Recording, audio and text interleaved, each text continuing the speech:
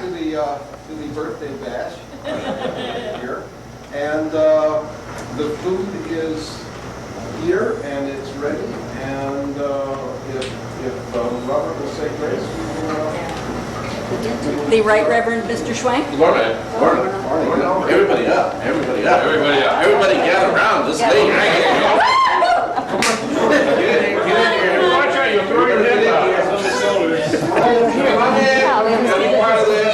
But you gotta be closer than that. Now we're talking. Okay. Are you ready for this? Tracy, you're too far away. That's way too far away. You gotta get in there. By the way, Pat and Tracy are the ones that did these decorations. Thank you. All right, let's pray. Our Heavenly Father, we thank you for good friends who have loved us and given us a chance to love them.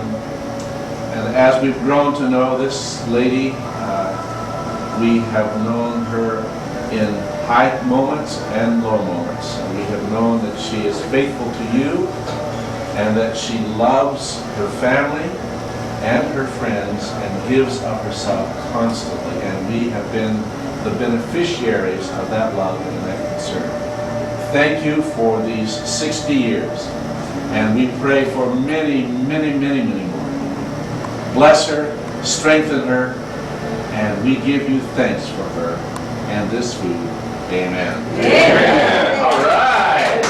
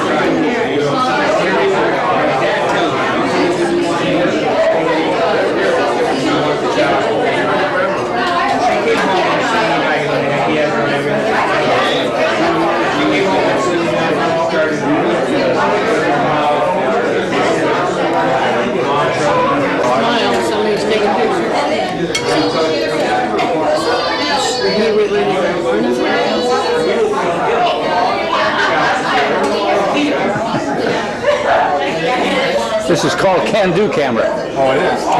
Can do. Yeah. I can do it. You can do it. Yeah.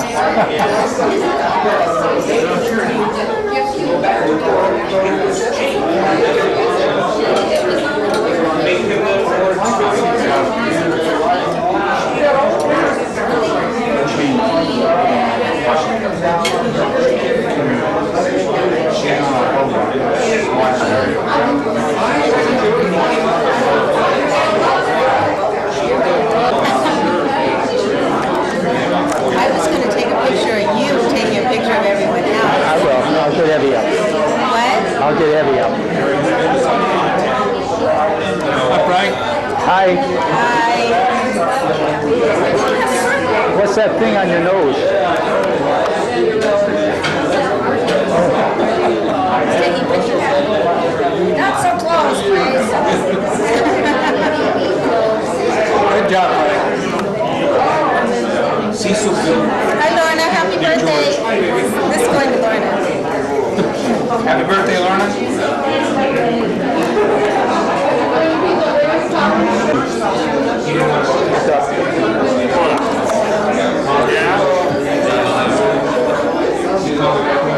Yourself? I can't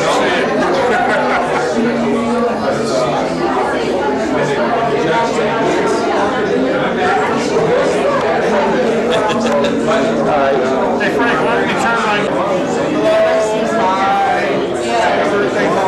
That's what I want to hear. Happy birthday, Lorna. Happy birthday, Lorna. We love you. We love you, Lorna. Thank you for the nice lunch. A great party, Lorna. Larry.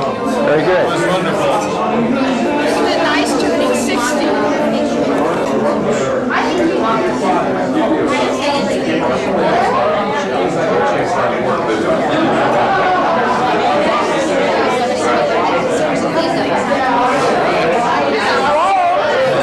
Well, happy birthday. Hey, that's good. That's what I want to hear. Thank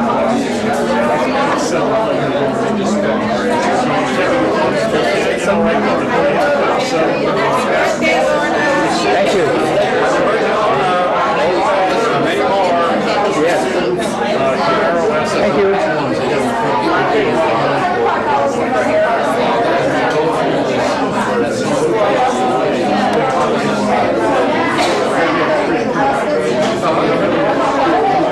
Okay, now we do it again. All right, happy birthday, Lorna.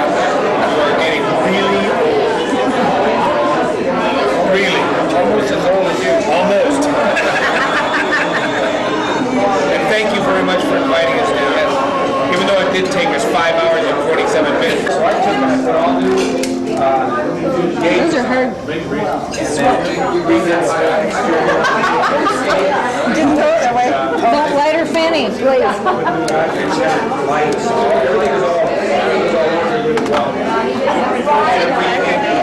I know. Oh, that's a rundown. Maybe some of them don't have it. Oh, there's sparkles. Oh, there's sparklers. Lorna they don't like. But they do drip all over. Confetti. I know. Adds a touch of color. It's okay, they'll come off. I know. Well, it adds a little chewiness too. So that's Okay, you gonna blow it out? Yeah, as soon as. Happy birthday to you. Happy birthday to Lorna. Happy birthday to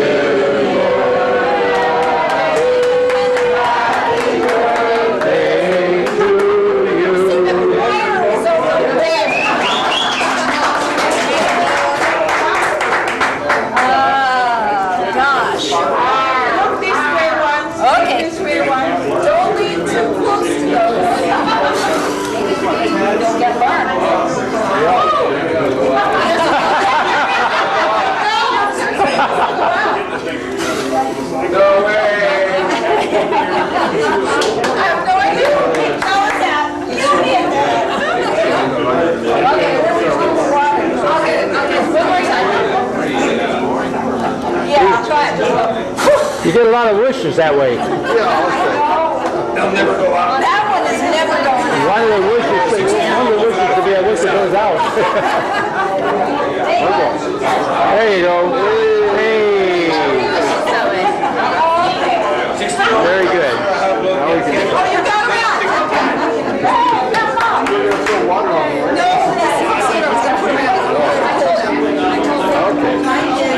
Her last wish was I wish the candles would go out. Excuse me.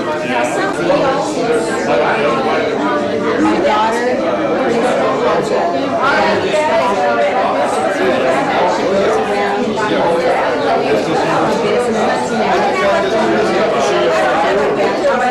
around.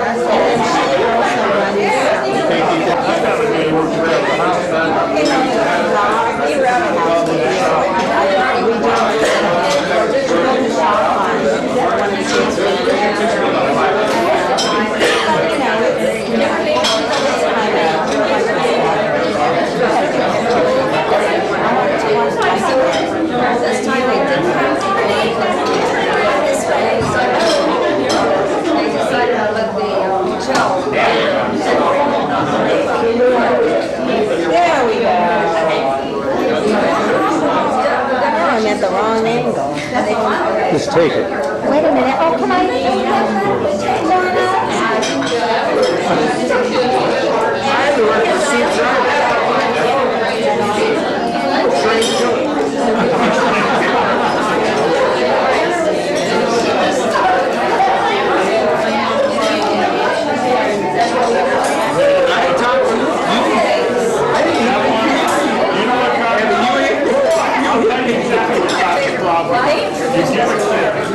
Rocket ship, race rocket, Japanese cars. And all they do is go on track and sit there.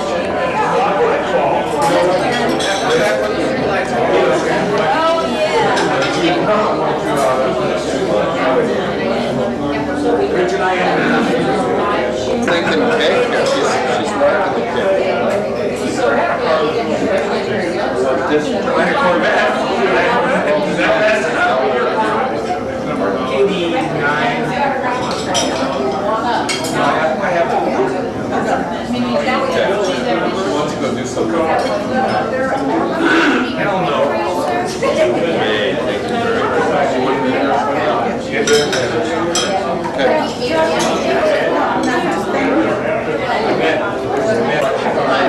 So I'm meeting the department. There's a place there that says it's always but it would be more if I put down 14. Yeah, I would be quite.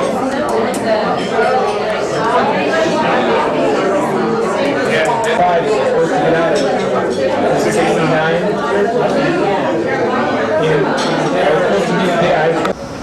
Some say things and some free things that were given. Some of the things that you wrote in there, I was going to have Lorna read because I don't read them very well, and also some people had a few things that were going to say about Lorna. So first, so should we start with the say things? Yes, with the say things. First, group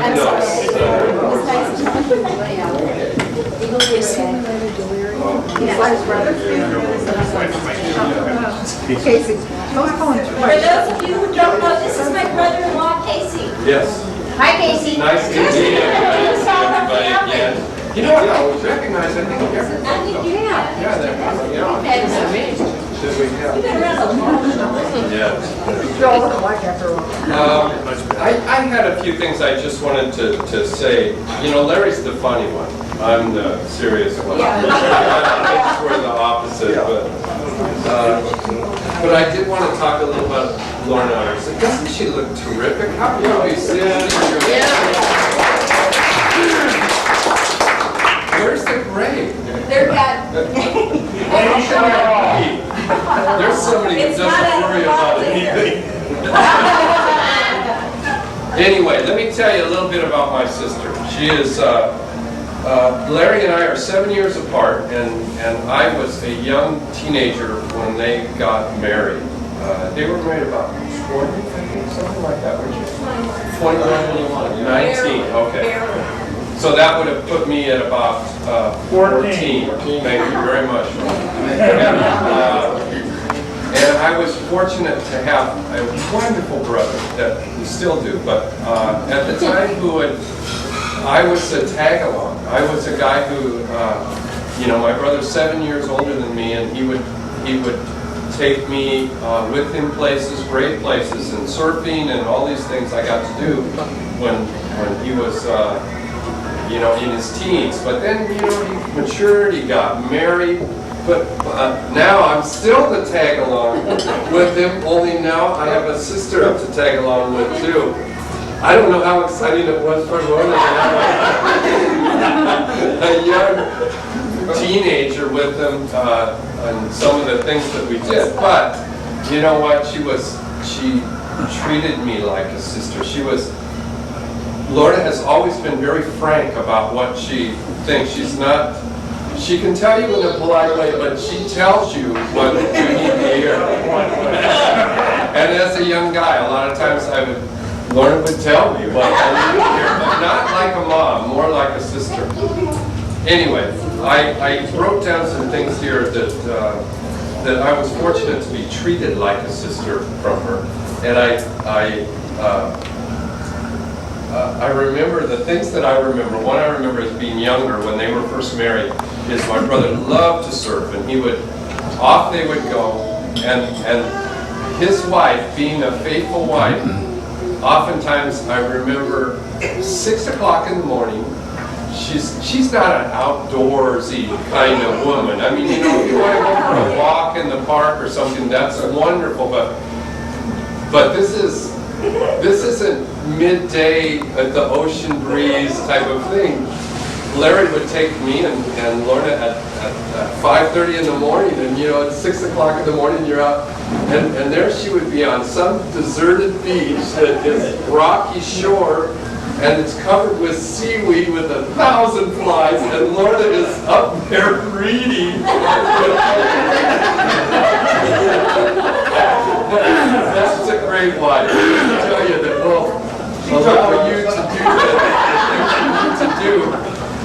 And because some of the places we would go to were not the friendly, like beach friendly. You know, they weren't.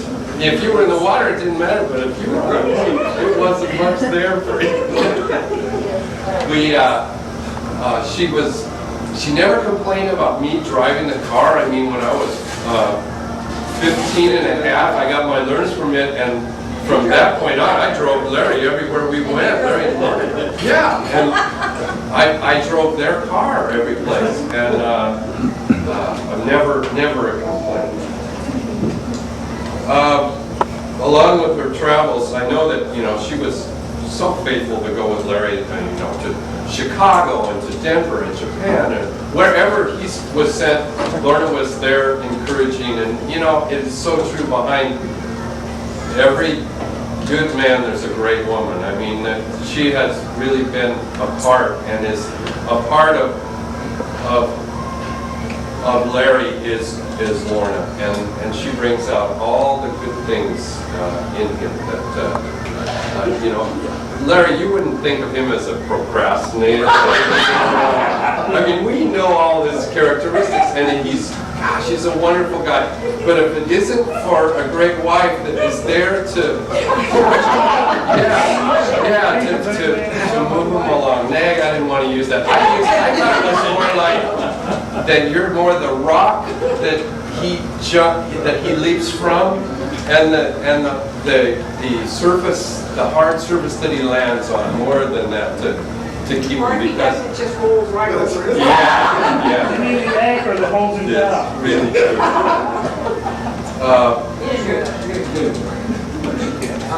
Lorna, she has always sort of been our family event coordinator. She's the one who is got definitely from the Lord the gift of hospitality. I know that everybody will agree with me, because she is able to put together a party or welcome you into her home, or whatever the circumstance are. Lorna's house is always open. Her time is always available to help you with whatever you need, whatever occasion, whatever it may be, whether it be our wedding, just to spur the moment, and this is what I'm going to do, you know, like she's there to do that. And all of our Christmases, Carrie, who wanted to say that she's Lorna's favorite niece, but she wanted to say how much that their home and the Christmas things to them, to my children, how much it means to them that there's all, their memories are happy thoughts when they think of Lorna at Christmas time, because it was always her home, her, you know, all the decorations, all the thing was from Lorna that my kids remember for Christmas Eve. That there's a big part, whether it was in Temple City or whether it was in Dana Point, wherever you guys were, they remember growing up. That house as being the, man, that was the start of Christmas when you went over there. So, you know, it's funny, the little things you do, you don't know what effect they have on the others, the memories that they have. But all the visitors, you know, like when from Japan, the people that would come to visit, Lorna would open their house to them, make all the arrangements. I just recently, I was just floored when I heard that one of the students that they from Japan was coming here to get married, and Lorna said, well, you know, like, I don't even know if she has a wedding dress or anything, but you know what? To her, it's, she can take care of the occasion, and as my wife says, never break a sweat and never has a list to do it. You know what? It's all here, and she knows just what to do, and she can do it. So, Lorna, we want to thank you for all that. You know, that at Mom's funeral, you know, I remember when we were talking about, you know, oh gosh, you know, now we're going to have to do this on a short notice and this. And Lorna, I remember her comment was the fact, no, you know what? I can do this. This I can do. You know, I can step into, this is my job to do this. So anyway, it's always a pleasure to have her as part of our family, as the one who's going to make every occasion ready, special, and because none of the rest can do it. Yeah, it's just a blessing if we have it. She's also our encourager. She's the one, in whatever the circumstance is, Lorna can encourage each of us. She's got that loving attitude, that nurturing in her that can say just the right thing at the right time. And it means a lot to all of us when we get that. And you know what? We're so proud to have her in our family, and we love her so much as our sister. And I just wanted to say today that, you know what, this is a special day for you, Lorna, and we just love you.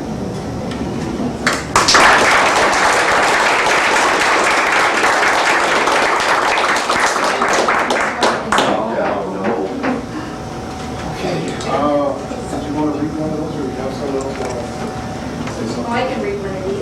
Yeah, because There's some great there's stuff some here. great stories. I said you had to start out making me cry. You see why this is such a fabulous family? For those of you who don't know Casey and Lucy, my sister, they are just the best people in the world. They're fabulous. Terry wrote a poem. I love Terry's poem. Write a birthday poem for Lorna. We haven't a clue, so we'll simply begin with Happy 60th birthday to you. Following instructions to the letter, here's a story or two. That you're a dear sweet friend, that's why we make a fuss over you. A generous movie lender, you are. Are you sharing tears, laughter, and glee? Don't forget Linda, Pastor Charles, Victoria's Secret, the Vicar of Dibley. And you haven't, that's all of our favorite British cereal, which probably none of you have ever seen. That's the funniest thing in the world. Postmother, resume writer, fellow bibliophile too, supporter in our time of need, answers to questions were never too few. We have many more stories, but we'll give it a rest. Happy returns of the day. You deserve only the best. Movie or book or whatever. There's these long, very involved discussions. So they're pretty special. And Terry's the one that got us into the Japanese students. It's all your fault. It's all your fault, and we're grateful forever. This one I love. This is from my girl, my kid, as we called her growing up, Patricia. That's Kay's daughter. Kay and Raul lived across the street from us when we bought the house in Arcadia. And Patricia was just a baby. She was a tiny baby. And Kim was 2 when we moved in. And she helped raise Kim, and I helped raise her kids, and they were our kids. And so Tricia sent a picture of Kim and her and Laura, another one of their little girlfriends. Tricia's probably 3, Kim's maybe 5. It is the cutest picture in the world. And Tricia wrote a little note that I love. So many of my earliest memories are wonderful times with you and your family, whether it was playing in your house or on a visit with you to Dana Point. I remember always feeling happy and safe and loved. It's been a blessing having you in my life. Happy birthday. P.S. I know I must have been a little monster at times. How did you ever put up with me? Tricia was the most gorgeous little girl there ever lived, but she was a strong-willed child. And I had raised one a couple of years ahead of her. So I had kind of learned how to cope with each stage before Tricia came along. So, remember the hamburger?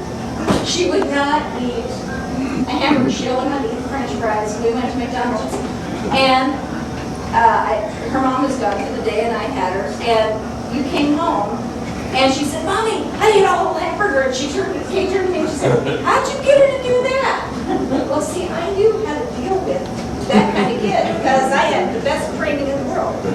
Anyway, she is still precious and wonderful and has 2 little girls of her own. I'm sure some of it's getting paid back. This is from Kay. I met Lorna in 1969 when our children were still at preschool ages. It's hard to believe we've been friends for 37 years, especially since Lorna looks not much different from when we first met. Yeah, right. She's the one that doesn't look any different than when we first met. Our houses were across the street from each other, but we lived more like an extended family and spent a great deal of time in each other's homes during the day. Our kids loved playing together, but they loved each other's families too, and they even listened to the other mom. Amazing, huh? I don't know what got into me, but I decided to sew a dress for my, I've forgotten this, for my little girl. I got all the material with pretty lace trim and everything. That's as far as I went. One day I came home from shopping and to my absolute delight found a beautiful little dress on my bed. Somehow she got hold of that material and made the dress. If I left it up to you, Patricia would have outgrown the dress, she said. How true. They had matching dresses. Remember? Yeah. For many days, we had a couple more moms joining us, filling up our small kitchens. Naturally, someone would say, "What's for lunch?" To the young stay-at-home moms in the 70s, tuna was the answer to that never-ending question. In those 5 years, I ate enough canned tuna to last me a lifetime, and I hardly touch tuna anymore. But on rare occasions when I do, I bite into a tuna sandwich, and it brings back all the fond memories of those happy days. I think fried rice. Yeah, all the leftovers. Those are special days. That's right. That was my favorite, though. I always admired Lorna for her many talents, but she has grown so much more fulfilling her dreams one by one. Since those years when we lived on a lovely street in Arcadia, we've lived far from each other, and sometimes we didn't see each other for years. But our solid foundations of friendship lies in those tuna-eating wonderful days. I love you, Lorna, and you will always be on top of my list. Ditto.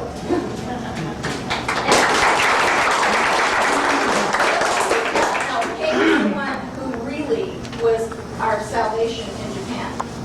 We lived not far from where she and Raul grew up, and she's the one who wrote me this long letter before we went and said, "Here's where you shop, here's how you get this done. If you have any problems, call this person." And the best thing she did for me was she said, "Have I got a church for you?" It was a great gift. So we've been friends a long time. I have to say something. All right.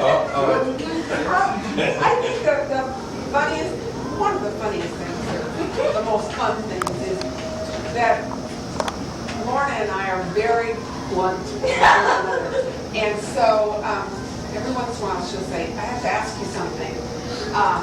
And I'll say, "Are you sure you want the answer?" And it's very, very nice to have people in your life that you can do that with, that you know you can say exactly what you see or exactly what you think, and know that they'll receive it as a gift and not a threat. So we've done that for one another a long time, and she'll say, "I'm only saying this because I love you." And then she may zing you really good one. But the other thing is that when Casey said she's not the outdoors. We've gone to Hawaii several times together, and Bob and Larry surf, and I like the beach. And Lorna says, "Oh, good, I'm going shopping." And if you've never gone on a vacation with Lorna, Lorna does all her shopping on vacation. And so you'll be walking through streets and you'll have big boxes of things, but she takes them to UPS and sends them home. Yep. She's the only person I know who has everything for Christmas bought, wrapped, name tagged, and shipped. And I'm thinking, I didn't even make a list yet. So I remember one trip we were back east, and Bob was at General Assembly, and we flew back. And I got incredibly sick, just really sick. And they lost your legs. And they lost my leg. And we stayed in one motel that Bob had made.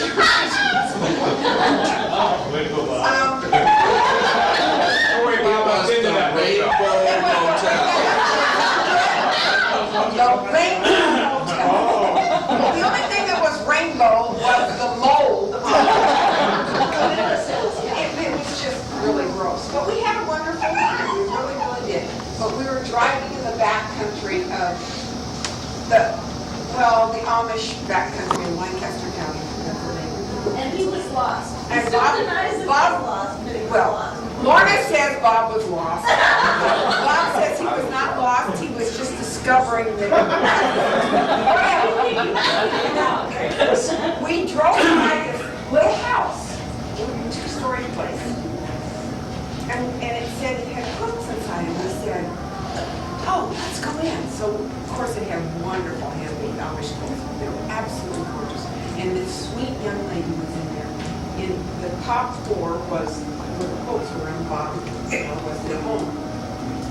So Lorna found the quilt of her dreams that we had been talking about for years, and she said, well, but she, what do I do? I can't carry this with us all over the East Coast. So the girl said, well, I can ship that for you. And Lorna said, oh, good. Well, now, I'm not going to believe this. And inside with the quilt was a little note and the change and the difference in the postage, because it didn't cost this young lady $20. And so she sent it back with the quilt. She sent her $1.82 or something back. And you think, oh, there are people like that. So we've shared a lot of those things. A lot of special, a lot more than that, but that was. Well, now since we're talking about outdoor stuff, Karen sent a picture that proves I do get outside once in a while. Oh, one picture, entire life. On an infamous trip to Hawaii that Bob and Bernie and Karen had done there, and I went on. I actually did go snorkeling. I was game. I got in the water and everything. There they are. There they are. I'm horrible. That's Lana now. Dear, dear, dear precious friends. Anyway, so I have visual proof here that I actually did get in the water. This is from Karen. You have been a true friend ever since we first got to know you way back some 30 years ago. We have shared laughter and tears, highs and lows. Your creativity just keeps on flowing. In music, writing, and sanctuary decoration, we spent many, many days doing that. One of our fondest memories of our Hawaii trip with you and Larry, Bob, and Bernie. This photo shows you gamely getting ready to snorkel, even though it's not your favorite thing to do. And you did it. Little did we know then how little adventures like that would lead to bigger adventures for you, like Japan. You are a living example of 60 years well spent. We love you too. So,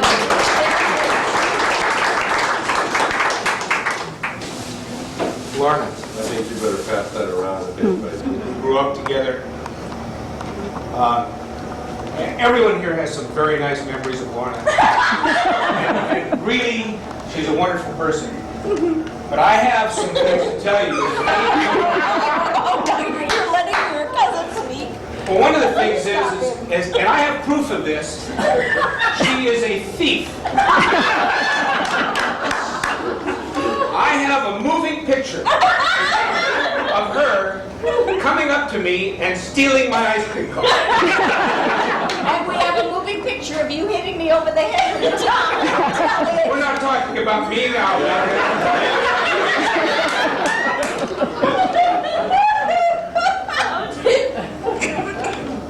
You know, I'm sure that Eileen will back me up on this. Maybe not. She liked I remember, you were old. I I remember one time that the one and only time that I ever spent the night at Lorna's with cousins and me. And we were playing around, and Ron was there, and we were playing around, and all of a sudden Uncle Ray, Lorna's father, gets up. And I remember him being 12'4", but I was small, so he could have been shorter than that. And he said, "What are you doing? Get to bed." I scared the living shit out of me. So I went back to bed. But anyway, I want you to know that, I made some notes here about some of the things that that have been said about her, and that she was a good neighbor, and that people would come over and they'd gather in her house and you'd share good times with your children. You know what? She only did it to get you to clean her house. Everyone knows that. Everybody thinks she's such a neat freak. She has you do it. You forgot. And I'd like to make a comment about the hair. Now, I will admit that I am 2 years older than she is. You're a year older. A year older. 1 year. I am almost 2 years older than A year and 2 months. I want your opinion. Yeah, speaking of hair, I wouldn't talk too much. I want you to know that Lorna and I absolutely have the same color hair. But I wanted to look kind of dapper, distinguished, dye mine. I use Miss Clairol for men, dark gray #2. I see that some of the men in the room are using the same thing. You like it as well, right? Lorna, nobody believes that that's your own hair, so just knock that shit off. And I have to tell you that in closing, I'm not going to spend a lot of time here, but in closing, when Lorna and I were growing up, they asked us to give her a memory. What memory do you have of Lorna? Well, other than her stealing shit from me. The memory that I have is great dating opportunities. I would date her girlfriends. Yeah. They were great. She introduced me all these girlfriends, easy girlfriends.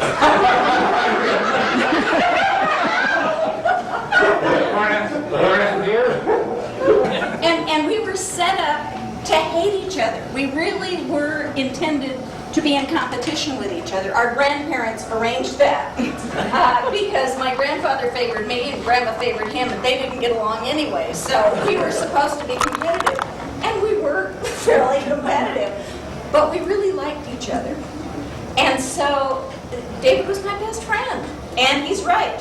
He dated my girlfriends. I dated the boys he would allow me to date. Some of them weren't too good. Well, they had to meet a certain criteria, and there was one guy, really good-looking kid, who wanted to date me, and he said, no way, you're not going out with that guy. And then I was dating somebody else, and David was at the house, and this guy called, and so I'm talking to him on the phone, and he comes in, he grabs the phone from me, and he says, "I'm her guardian, please tell me what your intentions are." That was a former boyfriend, very quickly. But These are all lies. She's a notorious liar. But her girlfriends were easy.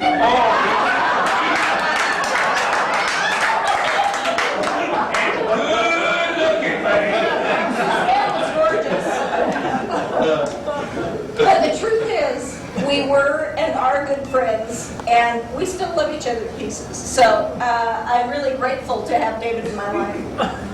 And his sister. She has to say that.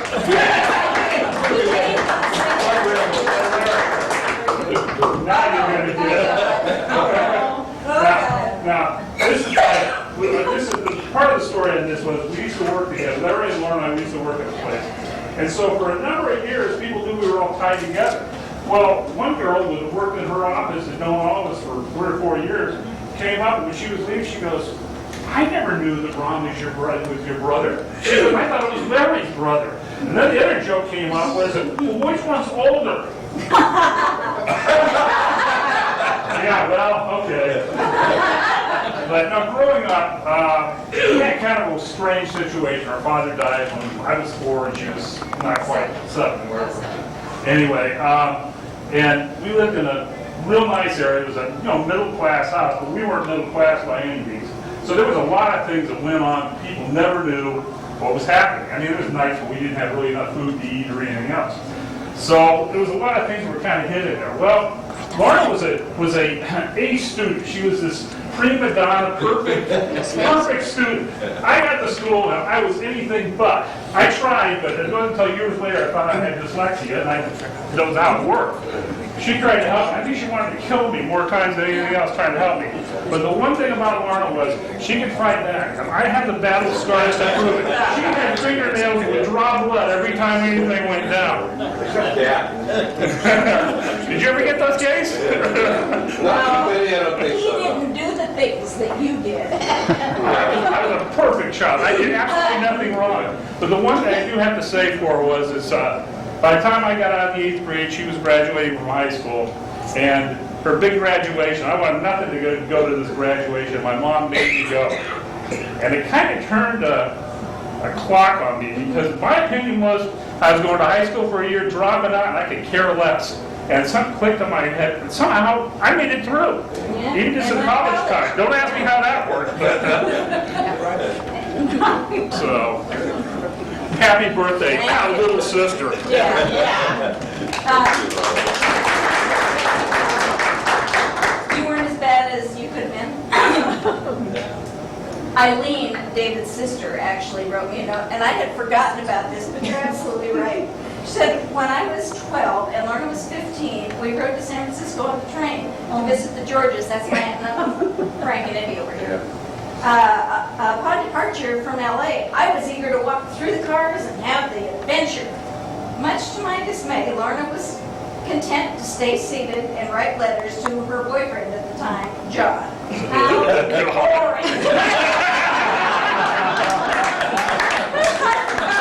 What was that? Boring the letters of boring John? She wouldn't get up until we were going to go to the dining car for that. She Oh. would run through the cars. Well, you were right about being boring either way. Probably true.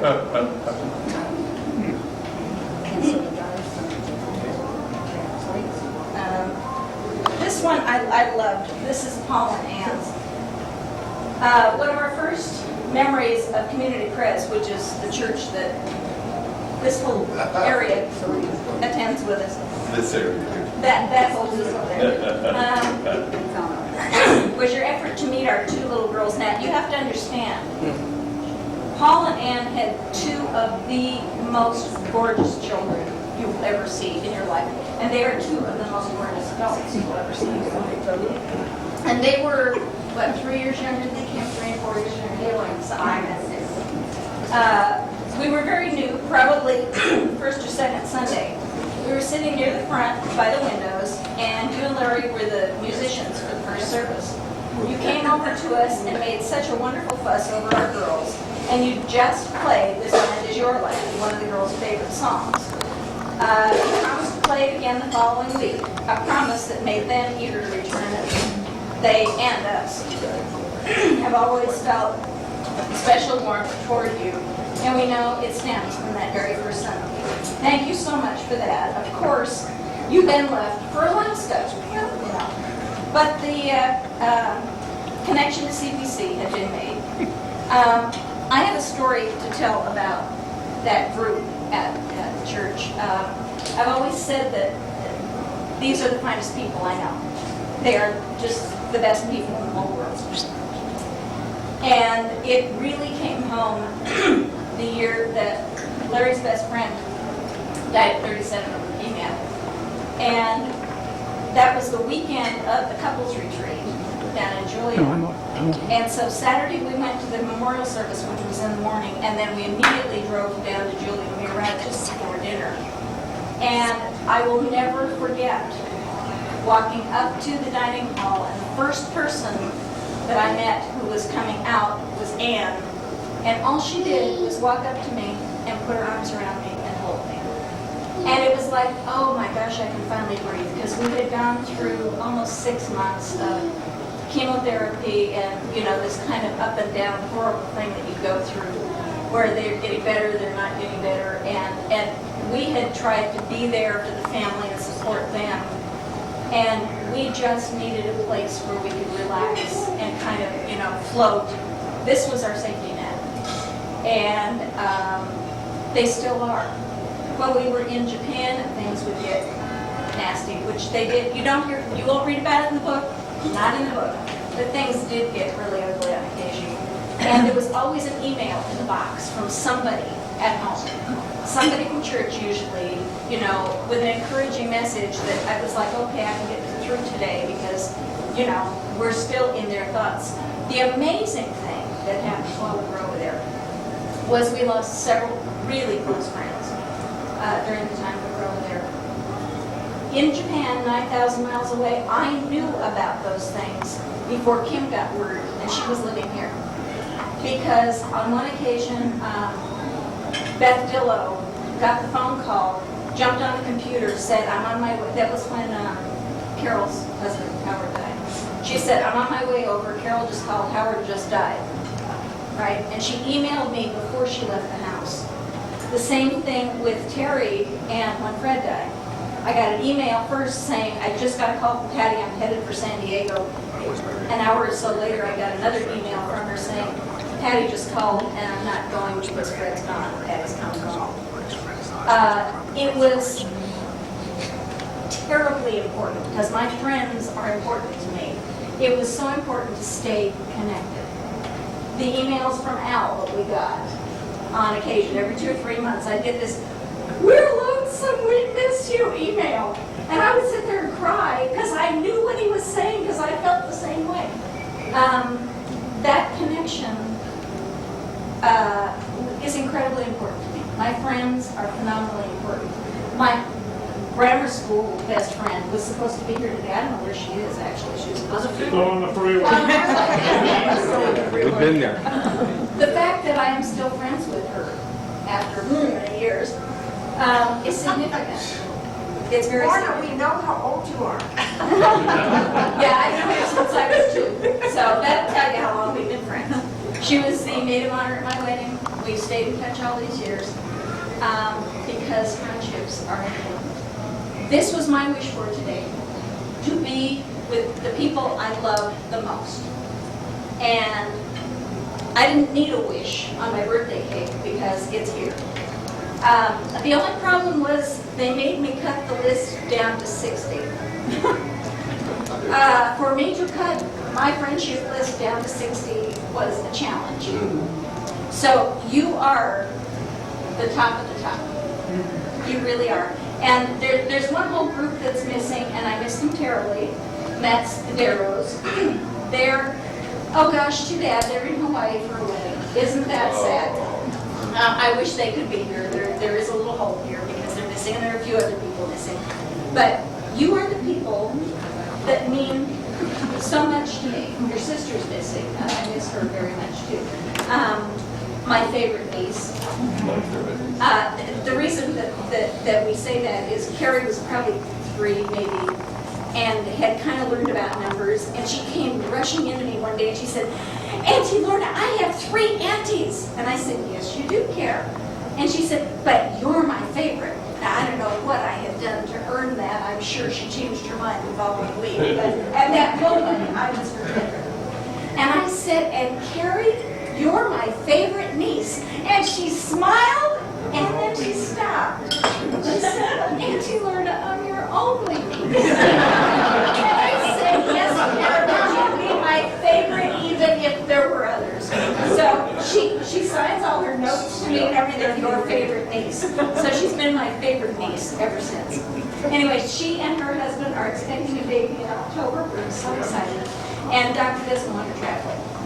So I do miss her. I wish she could be with us today. I wish Katie could have come with us today, but it's her birthday. She's having a big party. Oh, well, how do you compete with Wild Rivers? Grown-ups cannot compete with Wild Rivers. But thank you all for being here today. This has been really, really special to be with the people I love.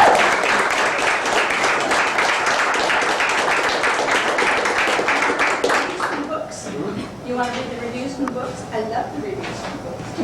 Only from the first book. From the first book? From the first book. With that one will be published. The book covers that are around the windows are actually from that book, with the exception of ours. They are fictitious book covers by fictitious authors, and they're all featured in the book. It's a fun book. We love doing it. The first book is doing okay. We've sold several hundred over the last year. But we have gotten the most incredible reviews. It's just gotten phenomenal reviews. The last one is my favorite, the one we just got. And I think it's because the gal who reviewed it really got what we were trying to do with the book. So, you want to read that one, Mark? Just that one, just the, yeah, the album. Yeah. And that one is not on the website yet. It will be public, it will be put on the website in September. 31 months in Japan, the building of the theme park. How do you prepare a traditional Thanksgiving dinner in Japan? Every step is a challenge, from procuring the turkey to making the pumpkin pie. But Larry and Lorna Collins of California thrive on such adventures, and they've written an enthralling account of the joys and frustrations of their 31 months in Japan. Larry worked as an engineer on a major theme park project in Osaka. He writes about topics such as unexpected engineering challenges involving dinosaurs and sharks, field testing the park rides and restaurants, surfing Japanese style, and the bureaucratic hassles of buying a car. Meanwhile, Lorna delighted in the people they met, and she writes with warmth and enthusiasm of cross-cultural experiences shared with new friends. She also devotes a chapter to typhoons, and another, perhaps even scarier, to driving in Japan. This is a super book that radiates joie. You'll be inspired to read. You'll be inspired as you read of life-enriching episodes, and a little overwhelmed as you learn about the many small misunderstandings and irritations of expatriate life. At times humorous, surprising, and moving, 31 Months in Japan is a must-read for all travelers, armchair and otherwise.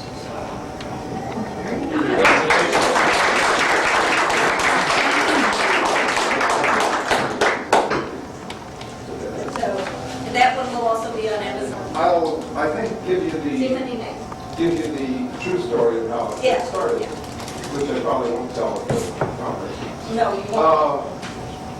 We went to the Maui Writers Conference last year, and I was sitting in the first meeting of it.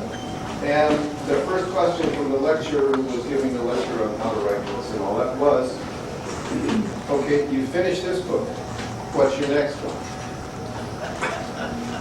I didn't have a next book. And Lorna had a next book. She was already starting to write a romance novel, which is still being written. Which she's still working on. But at that same meeting, at the end of it, they made an announcement that the resident poet had fallen that morning. He hurt himself. They had taken him to hospital, whatever. They canceled his classes. Now, he was fine. We never met this time. But the idea dawned on me that what happened if there was a mysterious death at the conference with all these writers, and they all have a theory of who killed him and why. And they each write the story of that. And we had met this security person at the conference, whose real name is Love Smith. And he was a retired NYPD policeman, wounded in the line of duty, and was acting as the security guard. We talked to him for about 10 minutes in that time. I said, I have a protagonist. I have a protagonist and I've got a story. So we started from that point, right in the conference. I was already writing the part of the second book. And then Lorna joined in and it got a lot better. from then on.